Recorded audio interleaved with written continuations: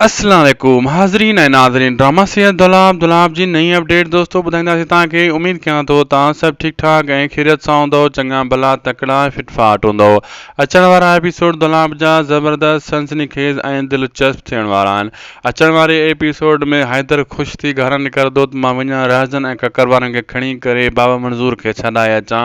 ऐं हाज़िरी आहे अॼु उते बयानु मटायां ऐं उतां हू निकिरंदो गाॾी काहे रहज़न वारनि ॾियां लेकिन शाहनवाज़ ख़ान अॻे गेम विछाए छॾींदो जीअं रहज़न ऐं ककर वारा ओॾां पुलिस जे ज़रिए यानी हू पुॼी न सघनि को न को उन्हनि जे लाइ मसइलो खड़ो कराए छॾींदो एसोचो सां मिली करे ऐं एसोचो सलाह ॾींदो इहो तूं कमु करीं थो पर विच में मुराद बि गेप हणी सघे थो। मुराद तोखे कड़ोकी में फसाई वेठो आहे। मुराद खे मौक़ो मिलियो त ढींगो ढेरी करे छॾींदो ऐं शाहनवाज़ ख़ान चवंदो पोइ तव्हां कहिड़ी खेत जी मूली आहियो जो मां तव्हांखे हिते घुरायो आहे।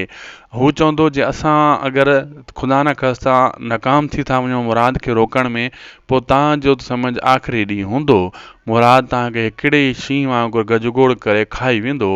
ऐं हिते शाहनवाज़ ख़ान चवंदो मां पंहिंजे प्रोटोकॉल ऐं माण्हुनि सां हितो निकिरंदुसि उनजे भाउ खे अहिड़ी जाइ ग़ाइबु करे वेंदुसि उन खे कोन ॿुधाईंदो त मां उनजो भाउ बि क़ैद करे वेठो आहियां ऐं पोइ हू मुंहिंजो कुझु न बिगाड़े सघंदो ऐं तव्हां उन मथां हलाक कजो ऐं रहज़न वारनि जे लाइ बि शाहनवाज़ ख़ान भली खॾु खोटे छॾींदो। असांखे ॾींदा इजाज़त लाइक सब्सक्राइब शेयर ज़रूरु कंदा।